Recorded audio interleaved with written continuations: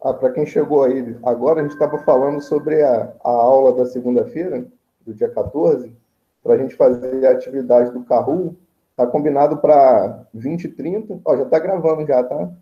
Está combinado para 20h30, mas se der para ser mais cedo, por mim, melhor, tá? Da matéria do módulo 2. Tudo que a gente viu no módulo 2. Até a aula de hoje. E hoje a gente fecha o conteúdo que ficou faltando para apresentar, a gente termina na aula de hoje. Então, a gente vai falar sobre a segunda lei da termodinâmica, né, para finalizar essa parte. E aí, inclusive, tem no questionário, que está aberto lá até o dia 19, tem questão sobre o que a gente vai ver na aula de hoje também, tá? Sobre essa data do dia 19, se vocês conseguirem fazer antes, para mim também é até melhor, que aí, de repente, eu consigo fechar a nota de vocês antes do dia 19, né? Eu tive que estender para o dia 19 porque eu acabei não conseguindo fazer no tempo certo, né? E aí eu tive que prorrogar um pouco o início do questionário, eu prorroguei também o prazo de encerramento dele. Estava marcado oficialmente, né, no planejamento para finalizar no dia 14, né? No final do dia 14, início do dia 15. Só que aí eu não consegui colocar o questionário na data que eu tinha planejado para começar, aí eu acabei passando um pouco para frente também essa data de fechamento do questionário. Mas aí dia 19 fica muito, muito lá para trás, né? Então, se vocês conseguirem fazer antes aí, eu vou dar uma olhada lá, vou conferir as notas lá, vou ver quantas tentativas cada um já tem feito lá, né? E aí, dependendo, eu já fecho a nota antes do dia 19 mesmo. Vocês já estão vendo já a tela, né?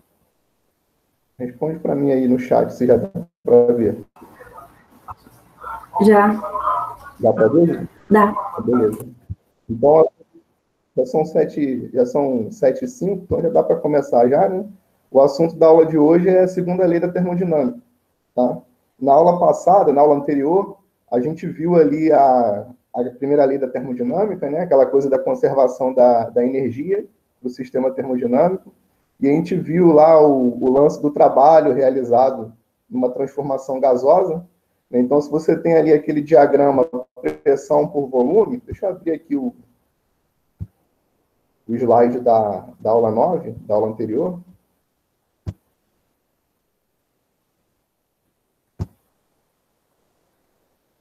Então, é um slide aí de um exercício que a gente fez na aula, né?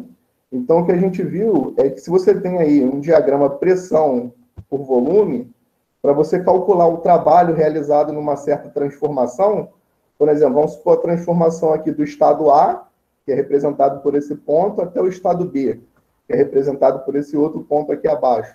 A gente aprendeu que o trabalho realizado nessa transformação, do estado A para o estado B, é dado pela área dessa região aqui que está abaixo do gráfico, certo? Então, toda vez que você tem aí uma transformação, né, representada no diagrama pressão por volume, o trabalho realizado é a área abaixo do gráfico, dada aquela variação de volume que aconteceu ali nessa transformação.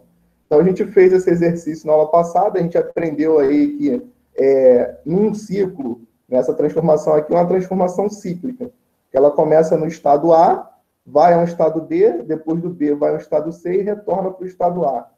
Então, a linha, né, que representa essa transformação é uma linha fechada. E daí a gente tem uma transformação cíclica. Então, a gente aprendeu na aula passada que o trabalho realizado numa transformação cíclica é a soma dos trabalhos de cada etapa desse processo cíclico, né? Então, eu tenho aqui 3 etapas intermediárias, de A para B, de B para C e de C para A, né? Então, se eu pego esse trabalho aqui realizado de A para B, somo com o trabalho realizado de B para C, que, diga-se de passagem aqui, é 0, né? Porque se o volume não varia, não tem trabalho realizado pela massa gasosa. O gás não expande nem comprime, então não realiza trabalho. Tá? Então, você pega o trabalho de A para B, o trabalho de B para C é 0, e o trabalho de C para A é diferente de 0, aí soma tudo isso, dá o trabalho da transformação cíclica. Tá? Então, a gente vai continuar a partir daí, na aula de hoje, e a gente vai discutir com um pouco mais de detalhe essa transformação cíclica aí, porque isso interfere no estudo das máquinas térmicas, né, que está relacionado à segunda lei da termodinâmica. Tá? Então, voltando aqui para a aula de hoje,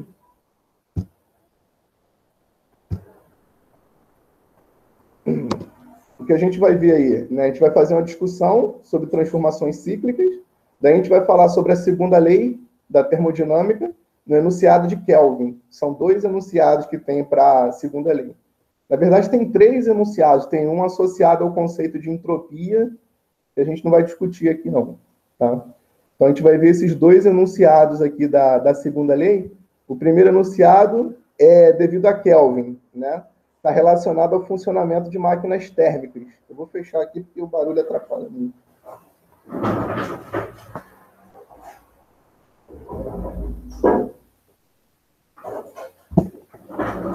O segundo enunciado da segunda lei da termodinâmica é devido a Clausius, que está relacionado ao funcionamento de máquinas frigoríficas. A gente vai ver logo mais o que é isso. E tem também uma discussão aí sobre máquina de Carnot, que é muito importante, a gente vai ver por quê. Tá? Então, o que eu estava falando sobre a transformação cíclica, né? Aqui a gente tem 2 transformações cíclicas representadas aqui nessas figuras, né? Uma acontecendo num sentido horário, tá? Vocês estão vendo aí que a transformação é que ela vai de A para B, de B para C, de C para D e de D para A, no sentido horário, tá? E aqui você tem a transformação acontecendo no sentido anti-horário. Então, o que acontece aqui em cada uma dessas 2 situações? Vamos supor que você tem aí o gás inicialmente no estado A. Daí ele vai evoluir para o estado B e assim sucessivamente. E vai retornar para o estado A. Isso caracteriza uma transformação cíclica. Se ele saiu do estado A e retornou para o estado A, o que a gente conclui a respeito da variação da energia interna desse gás? A variação da energia interna tem que ser 0, né? Porque ele retorna para o estado inicial. A gente sabe que o estado é definido pela pressão, volume e temperatura. Tá? Então, se ele saiu aqui do estado A e voltou para o estado A, ele saiu da temperatura do estado A e retornou para a temperatura do estado A. E a gente aprendeu que para um gás ideal, a energia interna só depende da temperatura. Então, se ele sai de uma temperatura e retorna para ela, significa que a variação da energia interna é 0. Tá? Então, a primeira informação que a gente tem aí a respeito das transformações cíclicas é que a variação da energia interna é sempre igual a 0. Tá? Porque a função energia interna é uma função de estado. Tá? Então, se eu saio de um estado e retorno para aquele mesmo estado, não houve variação dessa grandeza, da energia interna. Tá? Então, a variação de energia interna numa transformação cíclica, seja ela no sentido horário ou no sentido anti-horário, é sempre igual a 0. Tá? Como a gente viu ali, né, no exemplo que eu dei uma recapitulada aí, né, o calor trocado numa transformação cíclica é a soma dos calores em cada etapa intermediária. Então, essa transformação cíclica que está desenhada aqui tem 4 processos intermediários. Tem processo de A para B, de B para C, de C para D e de D para A. Tá? Então, o calor total trocado no ciclo é a soma dos calores aí envolvidos em cada etapa desse processo. Tá? Aqui são 4 porque o ciclo é composto de 4 processos intermediários. Né? Naquele exemplo que a gente viu ali ainda há pouco, do exercício da aula passada, haviam 3 processos intermediários. Aqui tem 4, né? E o número de processos intermediários é indefinido. Né? Você pode ter quantos processos intermediários você quiser na sua transformação. O que ocorre é que o calor total trocado é sempre a soma dos calores trocados em cada processo intermediário. E a mesma coisa acontece com o trabalho realizado. Tá? Então, vamos olhar para essa figura aqui. Ó, de A para B, qual que é o trabalho realizado aí por essa massa gasosa, né? Que é o trabalho que eu estou chamando aqui de WAB. De A para B, o trabalho realizado é 0, né? É 0 porque não tem variação de volume, tá vendo? O volume de A é o mesmo volume de B, essa transformação é isovolumétrica. Então, esse trabalho aqui, o WAB, vale 0. Tá? Agora, se eu olhar para essa outra etapa aqui do meu ciclo, de B para C, eu tenho um trabalho diferente de 0 acontecendo aí, porque existe uma variação de volume. Inclusive, essa variação de volume, dado o sentido da transformação, é uma variação de volume positiva, tá vendo? O volume está aumentando, tá? Então, o trabalho WBC é aquele trabalho que vai aqui do estado B para o estado C, como a gente entendeu, já aprendeu, é a área dessa região toda aqui, né? Esse paralelogramo aqui, aliás, desse trapézio aqui, né? Desde o eixo V até essa linha aqui que representa a transformação. Então, você tem um trabalho aí positivo, né, nessa transformação de B para C. Se você olhar para a transformação de C para D, de novo, o trabalho é zero, porque não tem variação de volume. E agora, se você olhar para a transformação aqui que vai de D para A, você tem um trabalho diferente de zero e é um trabalho negativo, né? Por que ele é negativo? Porque o volume diminui. Ó. O D está associado a um volume maior do que o estado A. Tá? Então, se eu saio do estado B e vou para o estado A, eu estou diminuindo o volume, consequentemente, o trabalho aí correspondente a essa massa gasosa é um trabalho negativo. Tá? Então, nesse processo todo aqui, eu tenho trabalho positivo de B para C e tenho trabalho negativo de D para A.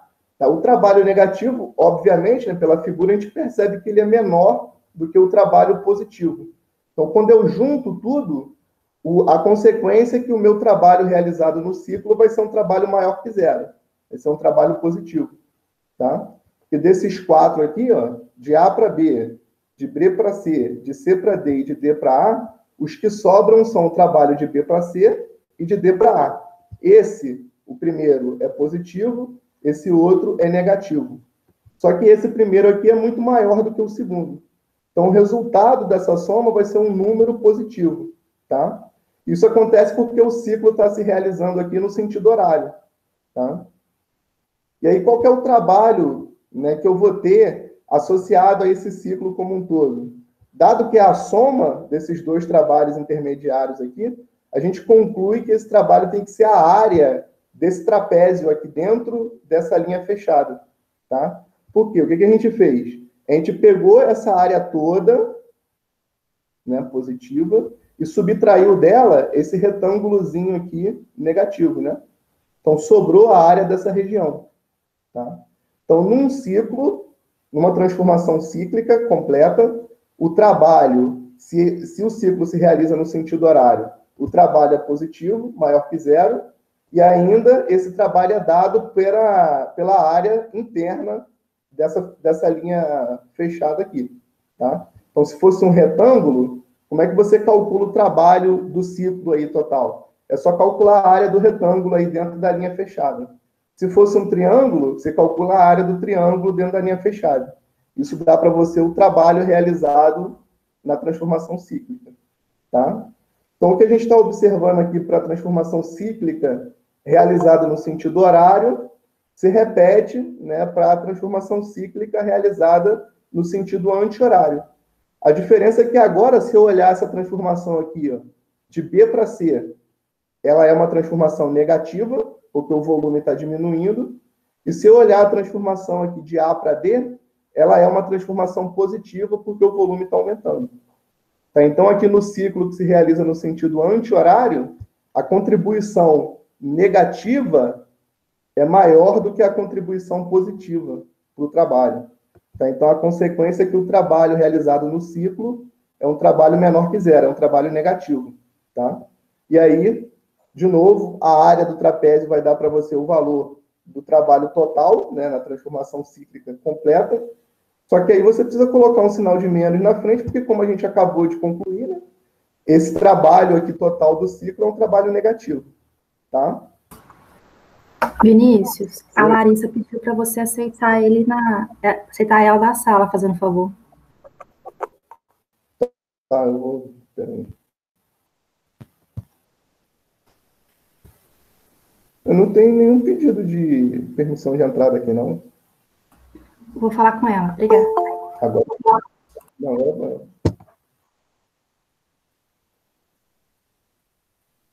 Foi?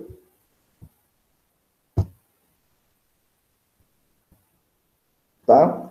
Então, continuando aí, se o ciclo está se realizando aí no sentido horário, o trabalho de uma transformação cíclica completa é positivo e ainda é dado pela área da região interna aqui da linha fechada. tá? No ciclo que se realiza no sentido anti-horário, o trabalho é negativo, aí também é dado pela área aí da figura dentro da linha fechada, ok? E aí tem uma observação aqui que é o seguinte, ó, como o trabalho no ciclo, no sentido horário, é um trabalho positivo, né? Consequentemente, o calor trocado também é positivo, tá? Porque se o calor menos o trabalho dá zero, é porque o calor é igual ao trabalho, tá? Então, se o trabalho deu, sei lá, 10 joules, é porque o calor também é 10 joules. Então, os dois são positivos, tá? Qual que é a conclusão? Num ciclo fechado, sendo os dois positivos, tanto o calor trocado como o trabalho realizado, significa que entra calor, né? Sendo que é positivo, a gente já interpretou isso como um calor que entra no sistema, né? E sai trabalho realizado. Tá? Então, um ciclo que se realiza no sentido horário pega calor e transforma em trabalho. Pega calor e transforma em trabalho. Pega calor e transforma em trabalho. Porque os dois são positivos. Tá? Agora, o ciclo no sentido anti-horário, os dois vão ser negativos, né? Ó, se o trabalho deu menos 10, o calor tem que ser menos 10 também, para essa subtração dar zero. Tá? E aí, se o calor é negativo, significa que sai energia na forma de calor do sistema. E se o trabalho é negativo, entra energia na forma de trabalho no sistema. Então, um ciclo que se realiza no sentido anti-horário pega trabalho que entra e joga calor para fora. Ele pega trabalho que entra e joga calor para fora. Então, esses dois ciclos aqui, eles estão associados ao princípio de funcionamento das máquinas térmicas. Então, uma máquina térmica faz isso aqui, ó. Pega calor de uma fonte de temperatura alta, transforma em trabalho útil, tá? Então, ela transforma trabalho em calor, a máquina térmica. E a máquina que a gente chama de máquina frigorífica, né, a geladeira, o freezer, faz o contrário, né? Ela tem ali um sistema que realiza um trabalho sobre um gás, né, ou sobre um sistema termodinâmico, e aí, dali, desse trabalho realizado, você consegue retirar temperatura de um lugar que já é frio, né? O ambiente lá interno da geladeira é frio. O que você quer é deixar aquilo ali tão mais frio quanto possível, né? Então, o princípio de funcionamento aí de uma máquina frigorífica, que é o caso da geladeira, é baseado aí num ciclo que se realiza no sentido anti-horário. Você transforma trabalho em calor, que é expelido, que é jogado para fora, tá bom? Daqui a pouco a gente vai discutir com mais detalhe as máquinas térmicas. Eu estou só aqui introduzindo esse conceito aí da relação, né? Entre calor e trabalho nos ciclos, no sentido horário e no sentido anti-horário. Tá? Antes da gente avançar aí para o caso da segunda lei e das máquinas térmicas, a gente pode fazer um exemplo numérico disso aí, né, para ficar mais claro. Tá? Então, eu trouxe aqui, ó, um ciclo que é composto de 3 processos intermediários. Então, o processo é cíclico porque a linha que representa a transformação é uma linha fechada, é como vocês estão vendo aí. Né? São 3 processos intermediários e esse ciclo está se realizando no sentido horário. Tá? Então, o trabalho total aí realizado nesse ciclo é um trabalho positivo. Tá? Como é que eu faço para determinar esse trabalho realizado no ciclo? É só calcular a área desse triângulo aqui. Ó. Tá? A área desse triângulo é equivalente a você pegar o trabalho correspondente ao processo de A para B, somar com o trabalho de B para C e somar com o trabalho de C para A. Tá?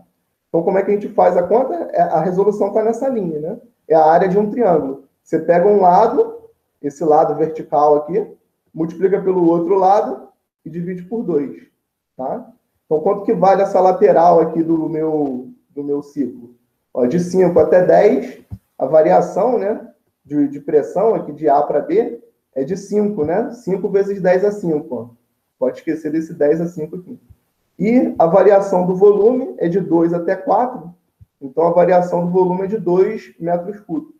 Então, se eu multiplico 5 vezes 2, ó, 5 vezes 2, né? Divido por 2, porque é um triângulo. Então, multiplicar por 2, dividir por 2, sobra o 5. Vezes 10 a 5, porque está aqui na nossa escala do gráfico. Tá? Então, esse é o trabalho realizado no processo cíclico como um todo. É um trabalho positivo, porque o ciclo está se realizando no sentido horário. Tá? Então, como é um ciclo que se realiza no sentido horário, aqui entra calor e sai trabalho, tá? Entra calor e sai trabalho. Sai um pouco de calor também, né? Mas a quantidade de calor que entra é maior do que a quantidade de calor que sai. Então, num ciclo como um todo, a gente diz aí que entra calor, né, e sai trabalho, tá? É o que está dito aqui, né? São essas observações. Como o processo é cíclico, a variação de energia interna é zero, o calor é igual ao trabalho realizado.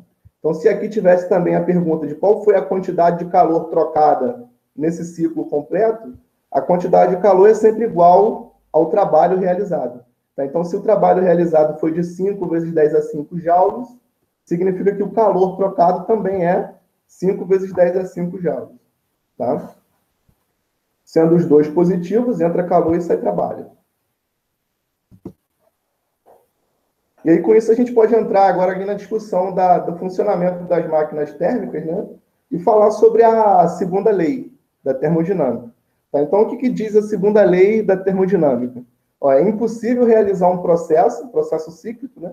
Cujo único efeito seja remover calor de um reservatório térmico e produzir uma quantidade equivalente de trabalho.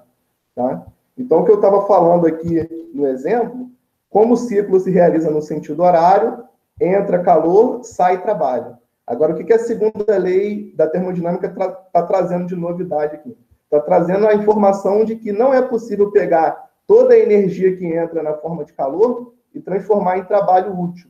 Tá? Olha para essa figura que está representada aqui, a máquina térmica. Isso aqui é um modelo padrão aí de representação de uma máquina térmica. Você tem uma fonte quente, uma fonte de alta temperatura, e você tem que ter uma fonte fria, para onde você vai despejar parte da energia na forma de calor que entra aí na máquina. Tá? Por que existe esse despejo aqui para a fonte fria? Porque a segunda lei da termodinâmica obriga isso a gente. Né? A segunda lei da termodinâmica está dizendo que é impossível você construir um processo cíclico onde o único efeito seja pegar a energia da fonte quente, né, na forma de calor, e transformar tudo em trabalho realizado, né, em trabalho útil aí que te interessa. Uma parte da energia que entra sempre vai ser dissipada, vai ser eliminada para a fonte fria na forma de calor também, tá? Então, nenhuma máquina térmica pode pegar, por exemplo, 100 joules na forma de calor e realizar um trabalho de 100 joules, tá? Cada ciclo. Ela vai pegar lá 100 joules na forma de calor, é o Q1 que está aqui na nossa figura, e vai transformar parte dessa energia em trabalho útil, digamos 25 joules, tá? E a outra parte da energia vai ser eliminada para uma fonte fria, também na forma de calor, tá? Então, assim é o princípio de funcionamento de uma máquina térmica.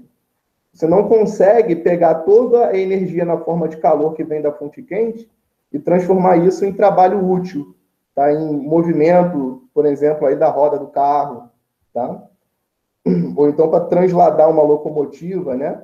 Você vai ter sempre uma parte dessa energia na forma de calor sendo jogada para fora. E aí a gente, com isso, tem uma definição aí de rendimento, né? Como é que a gente pode medir o rendimento de uma máquina térmica? A gente pega o trabalho realizado pela máquina, o trabalho útil, né? E divide pela quantidade de energia que entra na forma de calor. Essa definição aqui é uma boa definição do rendimento da máquina. Dada uma certa quantidade de energia que entra na forma de calor, quanto maior o trabalho útil que essa máquina realiza, maior o seu rendimento. Então, a gente define o rendimento de uma máquina térmica dessa forma. Você pega a quantidade de energia que vira trabalho útil e divide pela quantidade de energia que entra na forma de calor a cada ciclo, né? Digamos que eu tenha duas máquinas térmicas, tá? As duas recebem a cada ciclo 100 joules de Q1 aqui, de energia da fonte quente, tá? Uma delas realiza um trabalho de 25 joules e a outra realiza um trabalho de 35 joules, tá? Qual é que tem o maior rendimento? É aquela que vai produzir um trabalho de 35 joules, né? Então, essa definição aqui é uma boa definição para o rendimento. Você pega 25 e divide por 100, dá 0,25. você pega 35 e divide por 100, dá 0,35. Tá? Então, o rendimento de uma máquina térmica é dado por essa definição aqui. Tá? Essa letra é uma letra do alfabeto grego que se chama eta.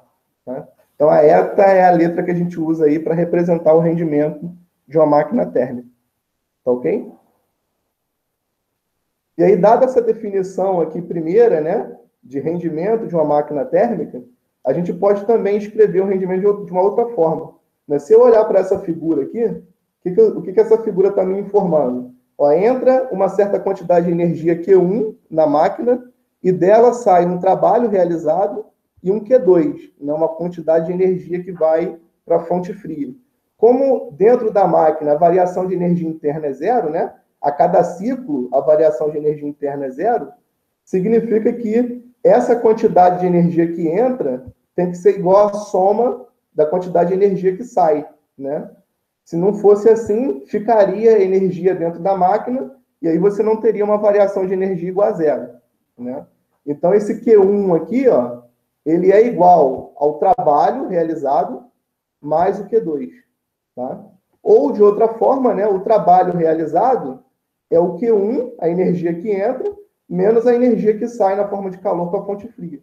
Tá? Então, esse W aqui, que representa o trabalho realizado pela máquina, isso pode ser trocado por Q1 menos Q2. Né?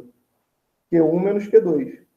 Né? A energia que entra na forma de calor, menos a energia que sai na forma de calor para a fonte fria, é o trabalho útil realizado, é o W. Então, isso aqui é W. Tá? Então, se eu tenho Q1 menos Q2 dividido por Q1, eu posso pegar Q1 sobre Q1 menos Q2 sobre Q1. E Q1 sobre Q1 é 1. Tá? Então, esse eta aqui é a mesma coisa que 1 menos Q2 sobre Q1.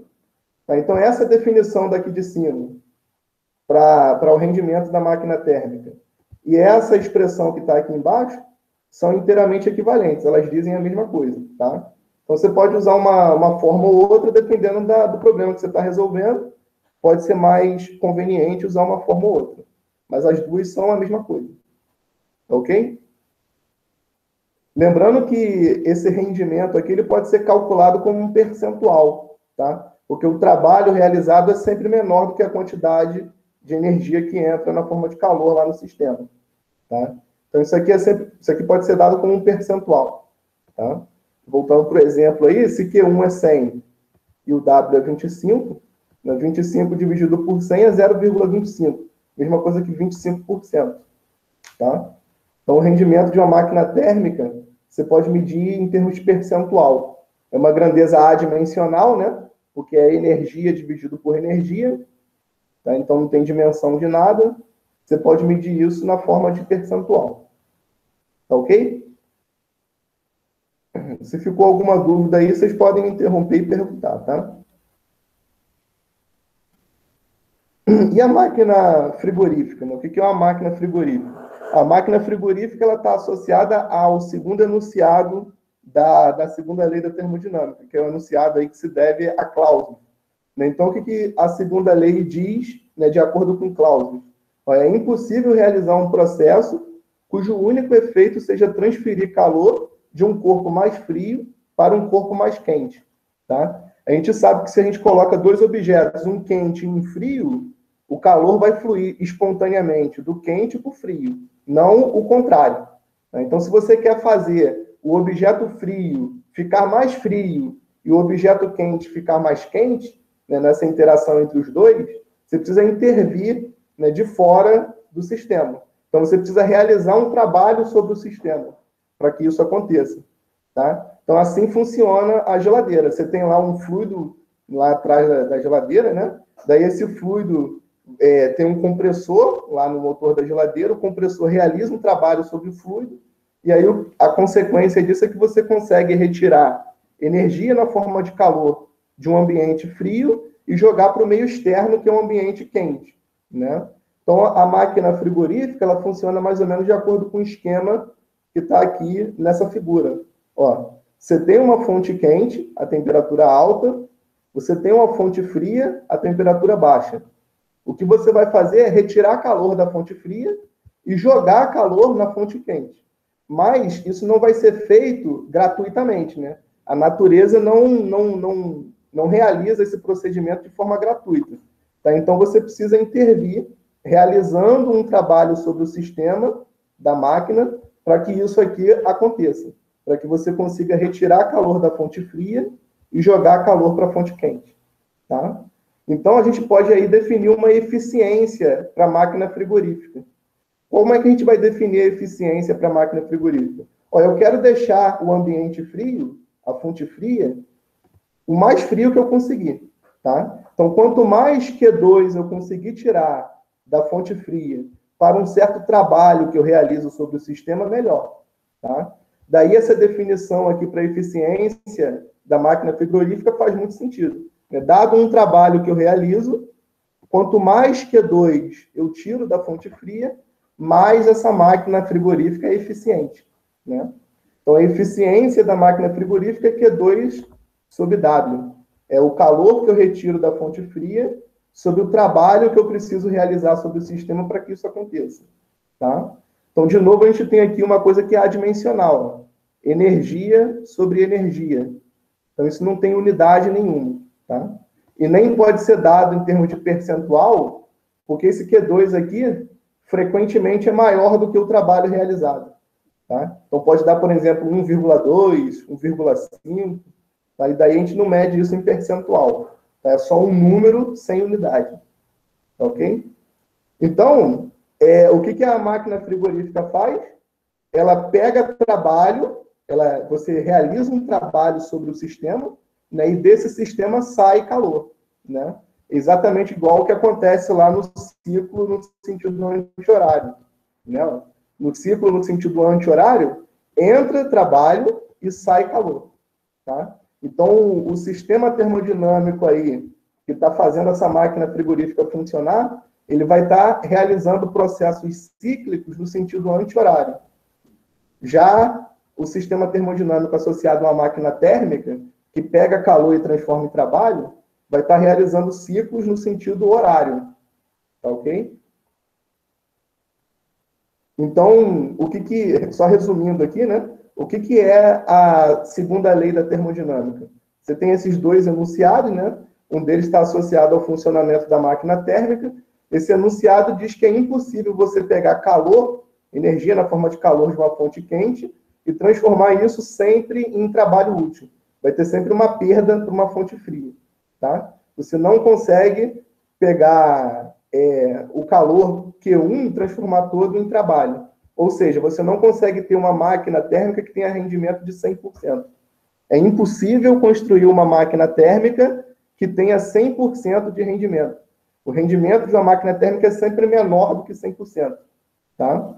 E existe um limite, dado que eu sei quanto é a temperatura dessa fonte quente, e dado que eu sei quanto é a temperatura dessa fonte fria, existe um limite para o rendimento de uma máquina térmica operando entre essas duas fontes. Tá? E é aí que entra a máquina de Carnot, que a gente vai ver agora aqui. Tá? Aqui está o resumo disso que eu falei, né? Ó, a máquina térmica, ela opera em ciclos no sentido horário, o sistema termodinâmico, né? Porque entra calor e sai trabalho. Tá? Então, a máquina térmica, ela transforma, entre aspas, né, calor em trabalho. Tá? A máquina frigorífica, ela opera em ciclos no sentido anti-horário. Então, entra trabalho e sai calor. Ela transforma trabalho em calor. Tá? Ela resfria a fonte fria. Tá? Então, o que é a máquina de Carnot? A máquina de Carnot é aquela máquina que opera de acordo com um ciclo chamado ciclo de Carnot. Tá? Então, o ciclo de Carnot é esse que a gente está vendo nesse gráfico aí. Você tem um ciclo formado por 4 processos intermediários. Tá? Então, o processo de A para B é um processo isotérmico. Tá vendo? Essa linha azul aqui é uma transformação isotérmica a uma temperatura alta, T1. Tá? Então, o sistema, né, na máquina de Carnot, expande de A para B, isotermicamente, depois expande de B para C, numa transformação adiabática, tá? Que é essa linha vermelha aqui. Vocês lembram que a transformação adiabática é aquela que não permite troca de calor com o meio externo, né? Então, nesse processo de B para C, não tem troca de calor. Tá? O gás expande, mas não tem troca de calor. Daí de C para D, você tem de novo agora uma compressão, né? Porque o volume está diminuindo, isotérmico, tá? A uma temperatura baixa, T2. E aí, quando o gás chega aqui, né, o sistema chega nesse ponto D, nesse estado D, ele retorna para o estado A, de novo, numa transformação adiabática, que não permite troca de calor. Então, esse é o ciclo de Carnot, tá? O ciclo de Carnot ele tem uma particularidade interessante, que é o fato de que, se eu pegar aí o calor Q2 que entra no sistema, aliás, o calor Q1 que entra no sistema, né?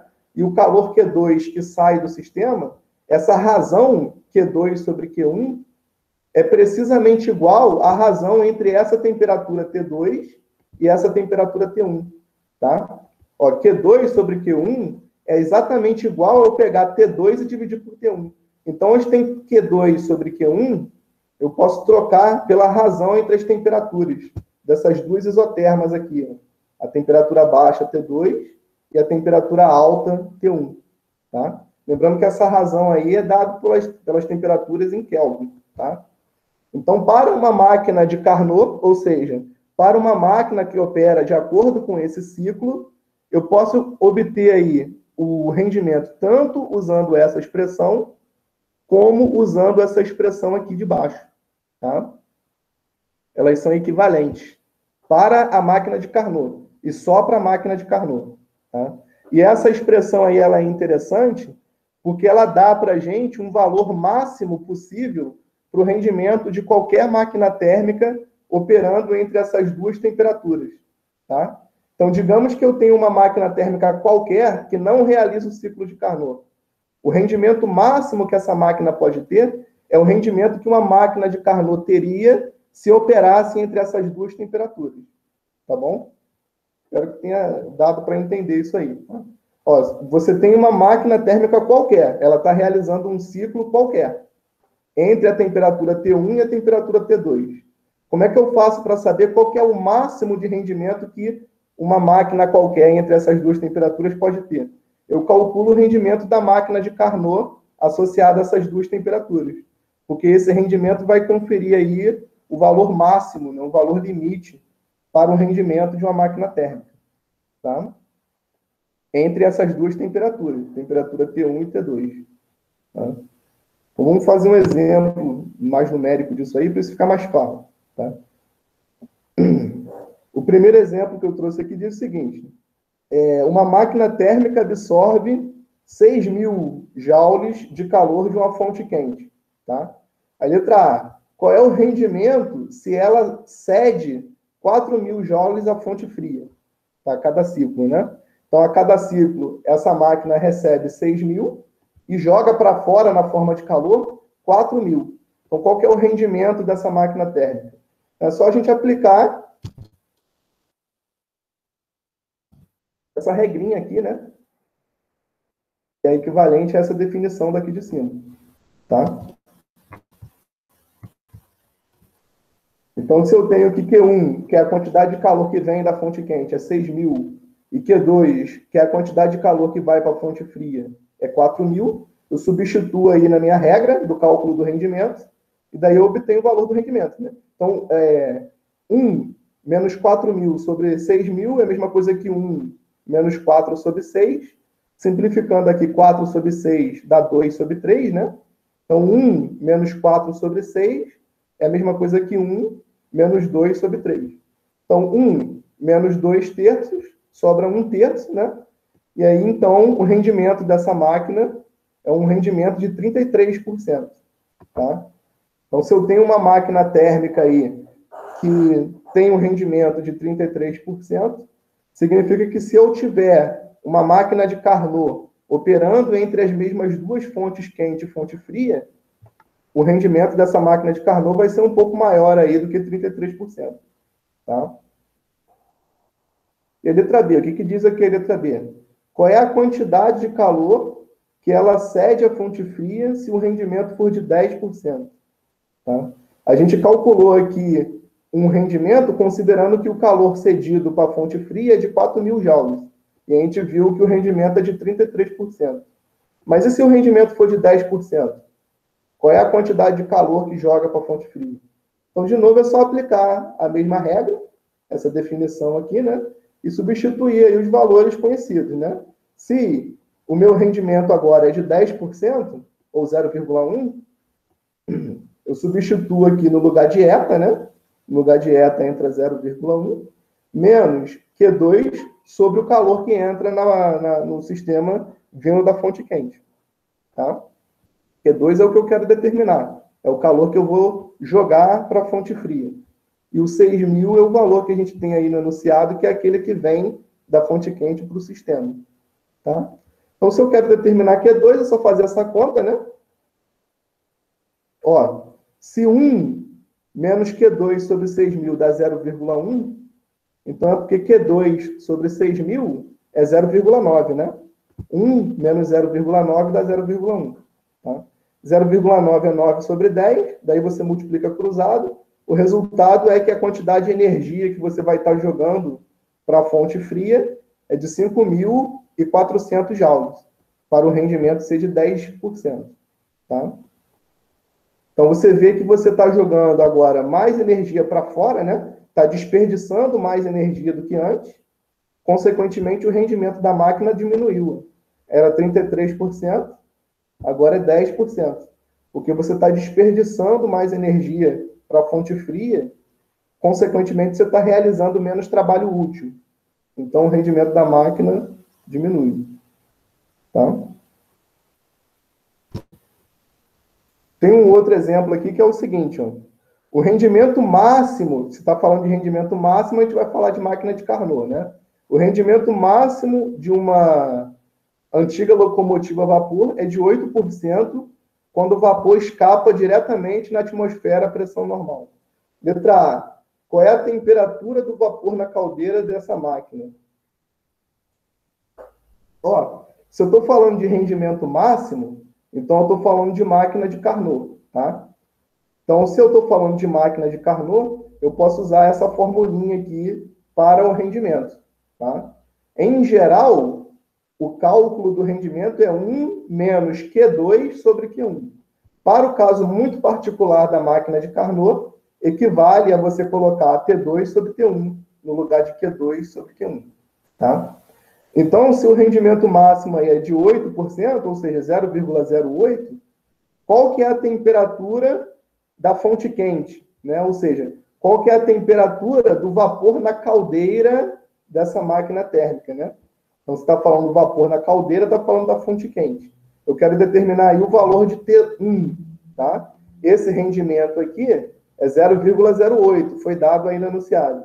Eu quero saber quanto que deve ser a minha temperatura da fonte quente para que esse rendimento seja de 8%. Para isso, eu preciso da temperatura da fonte fria. Né? A fonte fria é a atmosfera que está aí no entorno da locomotiva. O enunciado diz para a gente aqui que o vapor é diretamente lançado na atmosfera. Tá? Então, qual que é a menor temperatura T2 que eu posso ter para que eu jogue vapor na atmosfera? Eu tenho que ter a temperatura de 100 graus Celsius, né? Porque se fosse uma temperatura abaixo de 100 graus Celsius, eu não lançaria vapor, eu lançaria líquido. A gente já discutiu aí, né, que a pressão normal, ou seja, 1 atm, né, a água, o H2O, né, se tiver uma temperatura abaixo de 100 graus Celsius, você não tem vapor, você tem líquido. Tá? E como a gente quer eliminar vapor para a atmosfera, é o que é dito aqui no enunciado, então eu não posso ter uma temperatura T2 menor do que 100 graus Celsius. Tá? Então, o máximo rendimento aí vai ser conseguido quando esse T2 aqui valer exatamente 100 graus Celsius. Tá? Então, 100 graus Celsius eu tenho que passar para Kelvin. Então, 100 graus Celsius em Kelvin é 373 Kelvin. Daí eu substituo ali e faço a conta para achar a temperatura da caldeira. Tá? Então, 0,08 é igual a 1 menos 373 sobre T1. Eu faço essa conta, eu vou encontrar aí, vocês podem fazer com calma logo mais, você vai encontrar aí a temperatura T1 igual a 405 Kelvin. Ou seja, mais ou menos 132 graus Celsius. Tá? Alguma questão, alguma dúvida aqui? Ó, essa temperatura T2 ela vale 100 graus Celsius, porque o que você está expelindo para a atmosfera é vapor de água. Tá? A locomotiva expele vapor de água. Se esse vapor fosse expelido com uma temperatura abaixo de 100 graus Celsius, sairia dali, não vapor, né, mas sairia líquido, ia jorrar líquido para fora, ia jorrar água para fora. E o enunciado diz para a gente aqui que o que escapa para a atmosfera é vapor. Tá? Então, o menor valor possível para esse T2 é 100 graus Celsius, 373 Kelvin. Tá bom? Esse rendimento aqui é o rendimento máximo que qualquer máquina térmica pode ter se estiver operando entre essas duas temperaturas. Quais são as duas temperaturas? 100 graus Celsius da fonte fria, né? E 132 graus Celsius da fonte quente. Tá? Então, qualquer máquina térmica que operar entre essas duas temperaturas vai ter um rendimento necessariamente menor do que 8%. Tá? Se você fizer uma conta aí, num problema qualquer, e você encontrar um rendimento para uma máquina térmica que é maior do que esse rendimento aqui para a máquina de Carnot, você pode ter certeza que tem algum problema aí, ou no enunciado, né, está mal formulado, os dados estão imprecisos, ou na conta que você fez. Né? O rendimento máximo de uma máquina térmica é dado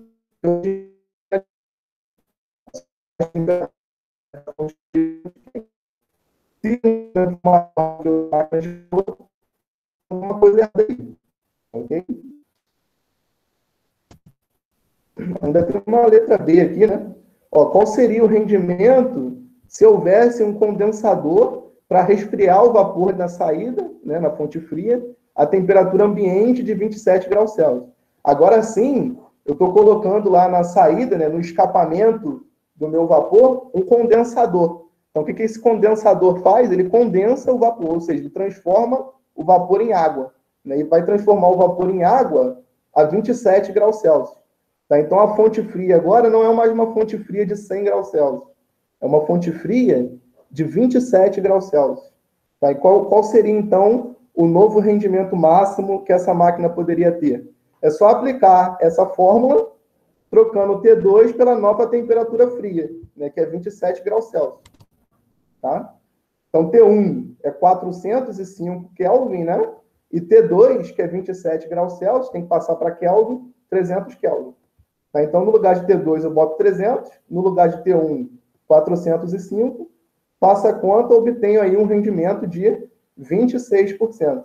Ó, percebam que o rendimento melhorou bem, né? Isso porque eu afastei os valores da fonte fria e da fonte quente. Ó, eu mantive a mesma fonte quente, mas diminuí bem a temperatura da fonte fria. Tá? Consequência é que a minha máquina ela vai ter mais rendimento, ela vai conseguir operar com mais facilidade. Tá? Então, o rendimento máximo passa a ser agora 26%, não é mais 8%. Tá ok? Então, qualquer máquina térmica operando entre essas duas temperaturas tem que ter um rendimento inferior a 26%. Se passar de 26, tem alguma coisa errada aí. Aliás, se chegar a 26, já não pode. Tá?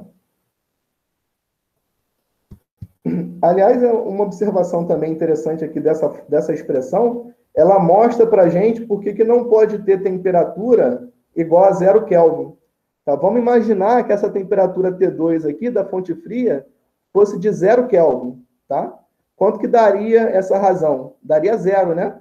Se aqui em cima é 0, 0 dividido por qualquer coisa é 0.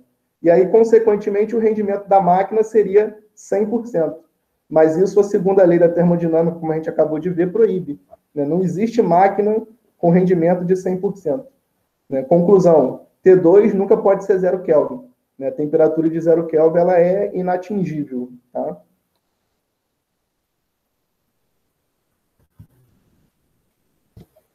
E aí, para finalizar, tem um quarto exemplo aí, que diz o seguinte, ó, numa máquina de Carnot, de novo eu estou falando de máquina de Carnot, a fonte fria está na temperatura do ponto tríplice da água. O que é o ponto tríplice da água? Quando você tem líquido, sólido e vapor coexistindo. Tá?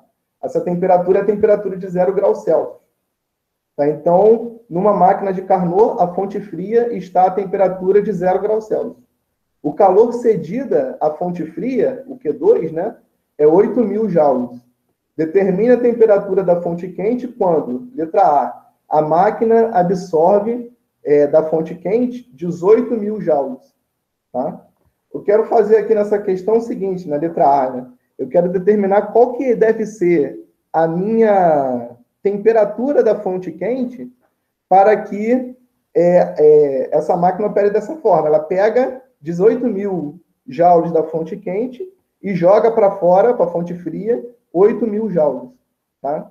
Para eu conseguir entender, determinar, né, o valor dessa temperatura da fonte quente, eu preciso olhar para as duas formas de escrever o meu rendimento da máquina. Ó, a máquina, em geral, qualquer máquina, inclusive a de Carnot, tem o seu rendimento dado por essa expressão. Mas para o caso muito particular da máquina de Carnot, vale também essa outra expressão aqui. Tá? Então, se a gente compara essa com essa, a conclusão é que Q2 sobre Q1 é igual a T2 sobre T1. Né?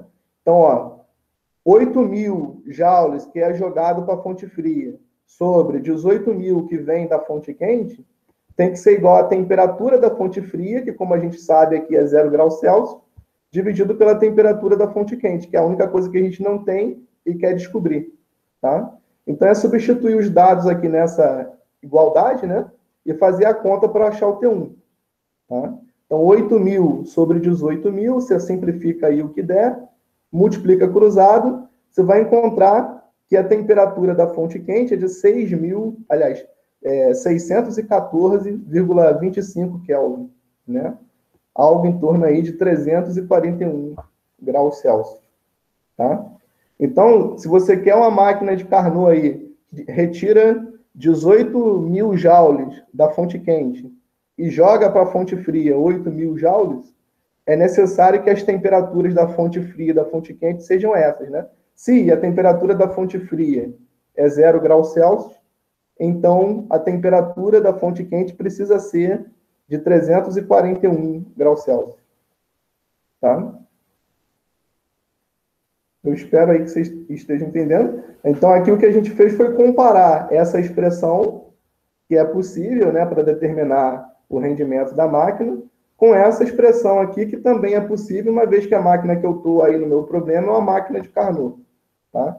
Então, 1 menos Q2 sobre Q1 é o rendimento. 1 menos T2 sobre T1 é o mesmo rendimento. Então, a conclusão é que Q2 sobre Q1 é igual a T2 sobre T1. E aí, dessa igualdade, eu obtenho aí a resposta da pergunta que é feita. Qual é o valor da temperatura da fonte quente? Tá? Na letra B, ele pergunta o seguinte, né? Qual é... Deixa eu ver. Determine a temperatura da fonte quente quando o rendimento dessa máquina é de 15%. Tá? Então, eu vou usar essa expressão aqui, né? Eu quero saber qual que é a temperatura da fonte quente quando o rendimento é de 15%. Essa temperatura aqui da fonte fria é fixa, é 0 graus Celsius, que é a mesma coisa que 273 Kelvin, né? Então, é substituir os valores aqui, no lugar de eta, 15%, né? 0,15.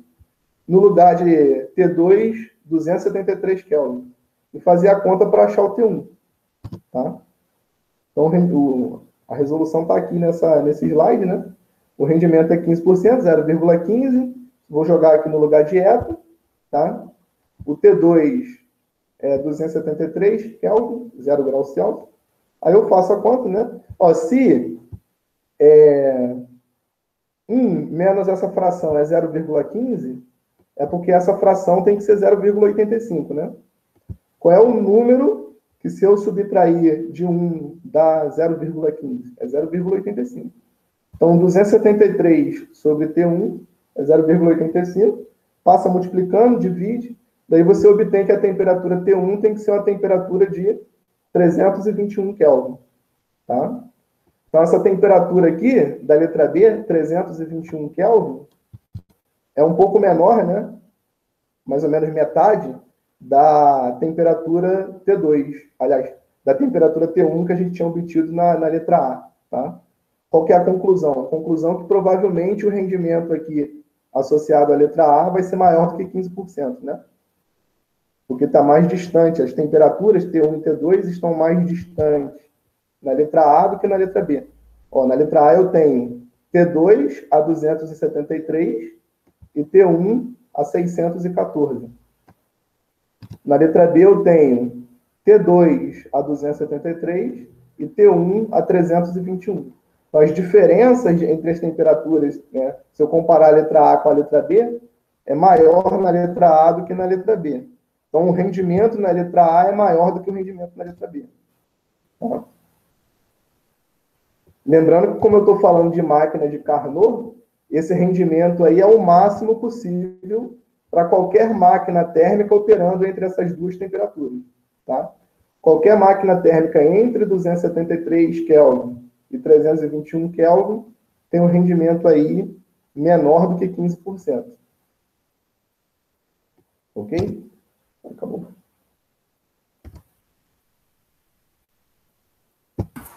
Esse slide você já colocou no Moodle, Vinícius?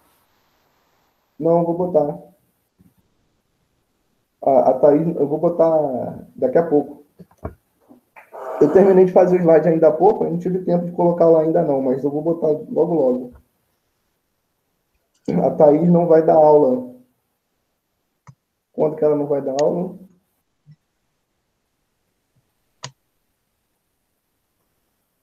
Quando que é a aula da Thaís? Segunda-feira, Vinícius.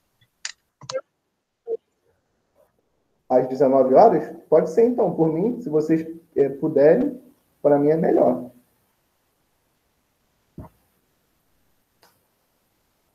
Vocês entenderam aí como é que funciona a máquina térmica, né? Máquina térmica, máquina frigorífica, está associada ali à segunda lei da termodinâmica.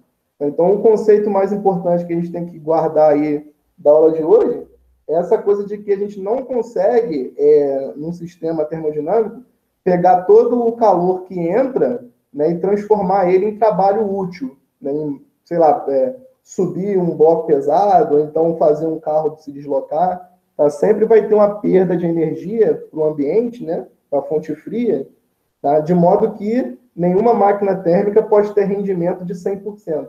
Tá? E quem determina o limite máximo do rendimento de uma máquina térmica é aquele conceito de máquina de Carnot. Tá? Então, se eu sei qual é a temperatura da fonte quente e sei qual é a temperatura da fonte fria, existe um rendimento para uma máquina de Carnot associada a essas duas temperaturas que limita o rendimento de qualquer máquina térmica que operar entre essas mesmas duas fontes. Tá? Então, esse é um conceito aí que é importante. Também está associado à ideia de entropia, né? Que aí eu vou deixar para vocês verem lá nas videoaulas que eu coloquei lá na plataforma, tá? Tem umas 2 videoaulas lá que falam sobre o conceito de entropia. Eu não cobrei isso no questionário e nem na atividade da semana que vem, mas é bom pelo menos para a gente ter uma ideia do que se trata, tá? A entropia diz respeito à questão da desordem de um sistema termodinâmico, né? Então, toda vez que você tem um sistema termodinâmico que faz uma evolução espontânea, essa evolução acontece no sentido de aumentar essa grandeza que é a entropia e tal.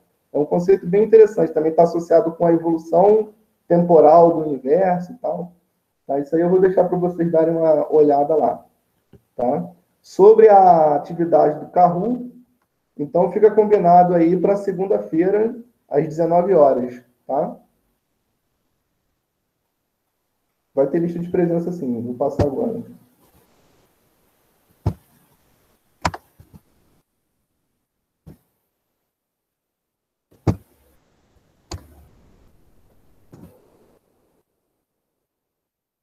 Depois eu vou enviar o link para vocês. Eu não sei se a gente consegue entrar naquela aula da semana passada que não teve, né?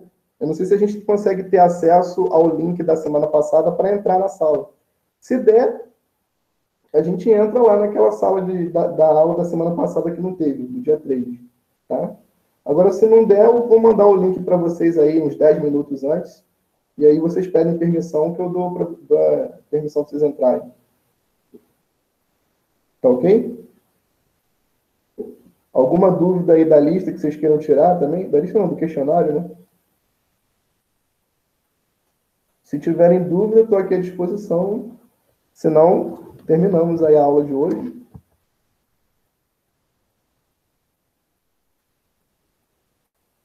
Vou fechar aqui já a apresentação.